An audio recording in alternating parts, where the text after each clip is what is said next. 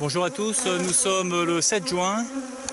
Alors je viens vérifier un petit peu les hausses que j'ai mises sur les ruches pour voir un petit peu s'il y a un peu du miel. J'avais posé les hausses le 3 mai. Remarquez qu'il y a beaucoup d'agitation autour de moi parce que j'essaie de ne pas trop les enfumer pour que le miel n'ait pas trop le goût de la fumée et donc elle n'apprécie pas trop. Avant de vous montrer la ruche qui posait problème au mois d'octobre et sur laquelle j'ai mis 2 hausses, je voulais parler rapidement du traitement au varroa parce qu'on m'a posé cette question lors de la dernière vidéo, si j'avais traité contre le varroa au printemps. Alors j'avais vérifié toutes les ruches, tous les tiroirs et il n'y avait pas de varroa. Donc je n'ai pas traité cette année contre le varroa. Il y avait seulement la ruche que je vais vous présenter maintenant, qui avait beaucoup de varroa en hiver.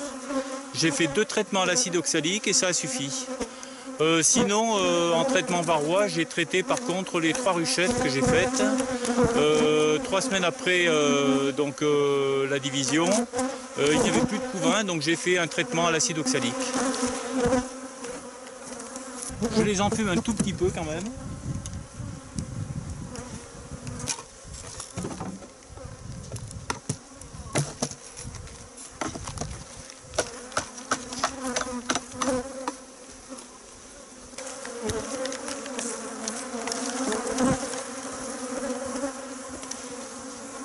Donc vous voyez déjà la deuxième hausse, il y a quelques cadres de miel operculés.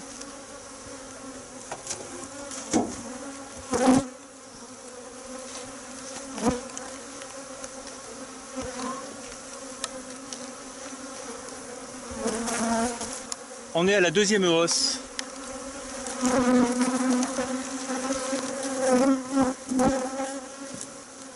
Donc je vais prendre tous les cadres operculés et je vais les remplacer par des cadres gaufrés.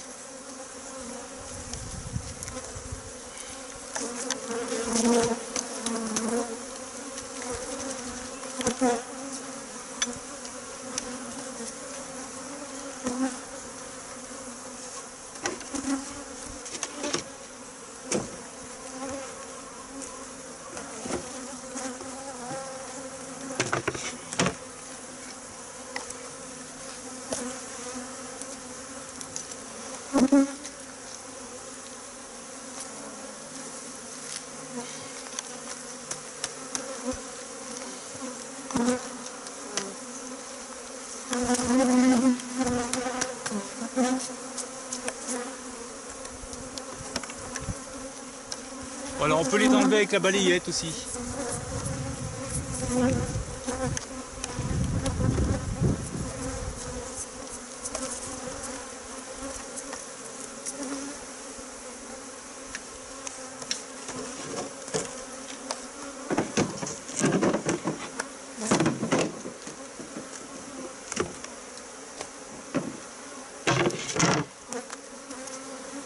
Donc je remplace tous les cadres que je prends par des cadres de cire gaufrée.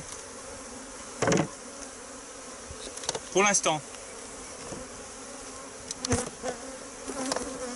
Donc j'enlève la deuxième hausse et puis je vais regarder la première hausse.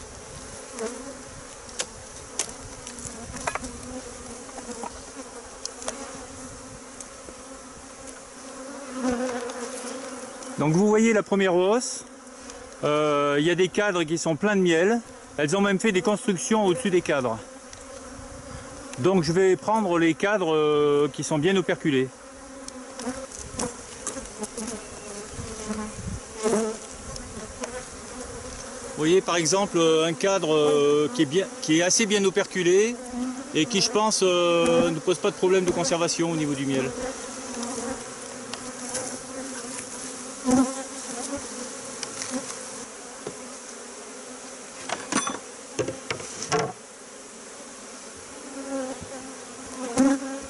Donc pour cette ruche, je ne donne pas seulement des cadres gaufrés, mais des cadres alléchés, parce que j'ai déjà récolté du miel dans l'autre rucher, de Clermont-Ferrand.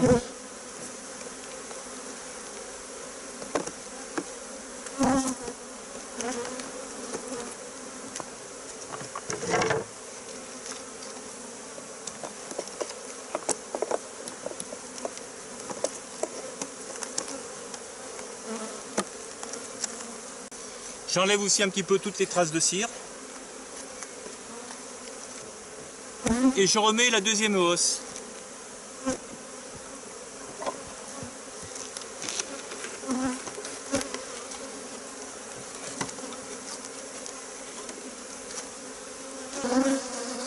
Voilà, donc j'ai récolté 6 cadres de miel sur cette ruche. Une ruche qui normalement fin octobre était censée mourir. Donc maintenant il va falloir que je rebalaye à nouveau chaque cadre pour chasser les abeilles. Voilà, donc j'ai fini la récolte de quelques cadres par ruche. Je précise bien quand même que ce travail pour un apiculteur professionnel c'est impensable. Je trouve que l'avantage de ce système c'est que on peut avoir plusieurs sortes de miel. On n'est pas obligé d'attendre fin juillet pour tout récolter.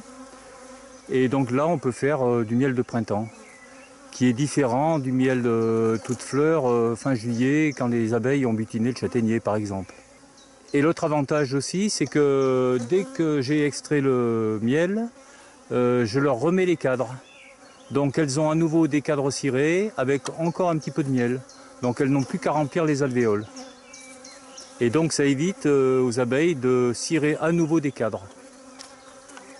Voilà, maintenant donc je les laisse tranquilles jusqu'à fin juillet. Et fin juillet, eh bien, je vais faire la récolte d'été. Voilà, à la prochaine vidéo.